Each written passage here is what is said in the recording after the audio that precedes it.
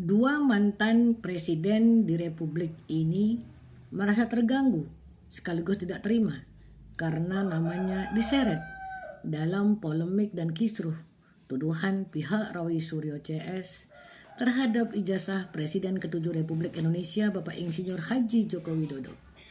Pertanyaan saya sangat sederhana. Kapan upaya hukum melaporkan pihak-pihak yang dianggap melibatkan dua mantan presiden di Republik ini dalam isu politik, dalam isu dan polemik ijazah Presiden ke-7 Republik Indonesia? Selamat sore, saya Ngurah Erlen Punarbawa dari Kubu Tambahan, Buleleng, Bali. Presiden kelima Republik Indonesia, Megawati Soekarno Putri, sekaligus Partai Demokrasi Indonesia Perjuangan, tidak terima Megawati diseret-seret dalam isu ijazah Pak Joko Widodo. Begitu juga dengan Presiden ke-6 Republik Indonesia yang merasa terganggu isu ijazah Pak Joko Widodo menyeret namanya. Dan pihak Susilo Bambang Yudhoyono sekaligus juga Partai Demokrat mempertimbangkan untuk melakukan upaya dan langkah-langkah hukum. Kapan hadir kembali ke Sentra Pelayanan Kepolisian Terpadu Polda Metro Jaya Presiden ke-6 Republik Indonesia Bapak Susilo Bambang Yudhoyono? Sebagaimana dulu, jauh ke belakang di tahun 2007, Pak SBY pernah melaporkan Wakil Ketua DPR RI Zainal Ma'arif yang saat ini sudah almarhum persoalan kasus pencemaran nama baik.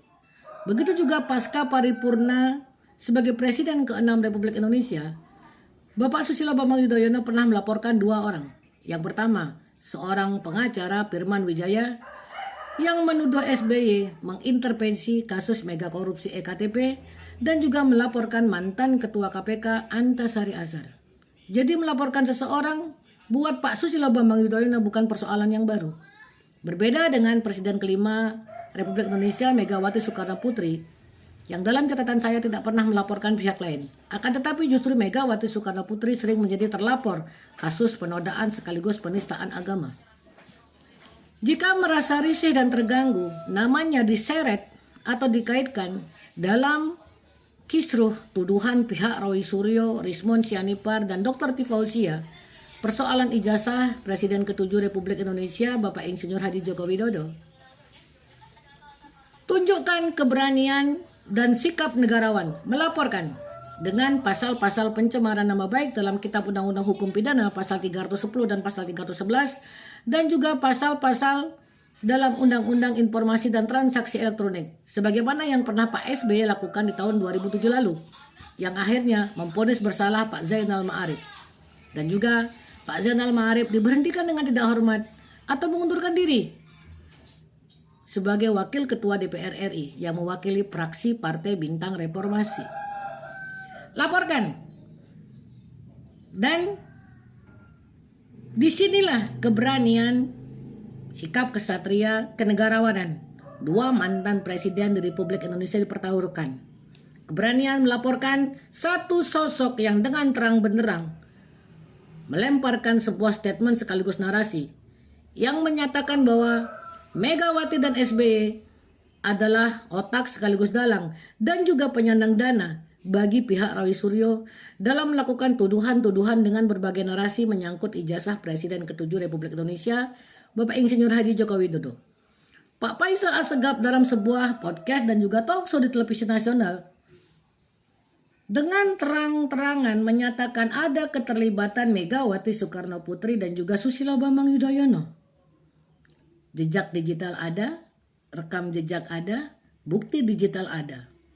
Saya pikir sudah cukup menjadi bahan untuk melaporkan yang pertama Faisal Assegaf dan juga orang-orang yang menurut SBY dan Megawati pantas untuk dilaporkan karena mencemarkan nama baiknya dengan mengaitkan dirinya dalam kisruh tuduhan pihak Roy Suryo terhadap Presiden ke-7 Republik Indonesia Bapak Insinyur Haji Joko Widodo.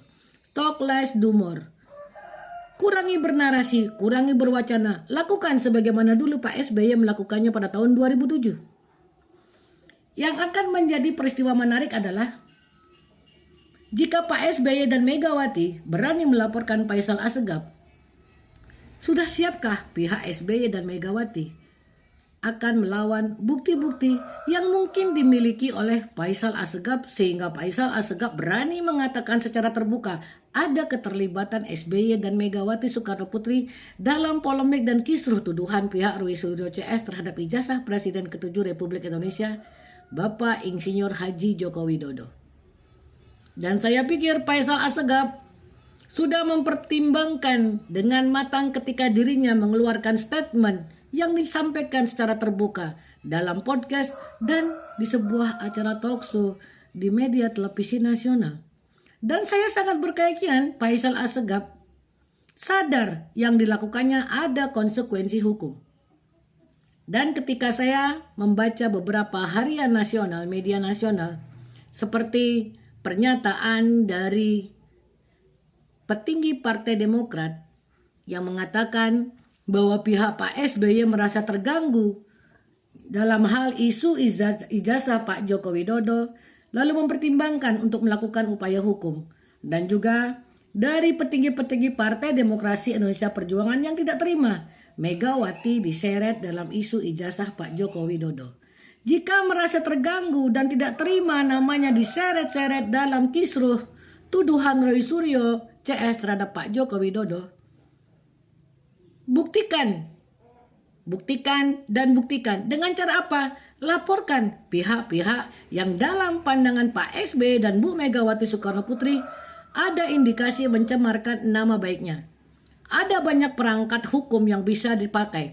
Ada banyak pasal-pasal hukum dalam Kitab Undang-Undang Hukum Pidana dan juga Undang-Undang Informasi dan Transaksi Elektronik. Dan saya pikir kuasa hukum Pak SBY sudah fasih, sudah hafal. Sebagaimana dulu pernah dilakukan ketika melaporkan Pak Zainal Ma'arif yang melakukan tuduhan secara terbuka bahwa Pak SBY telah menikah sebelum masuk akabri.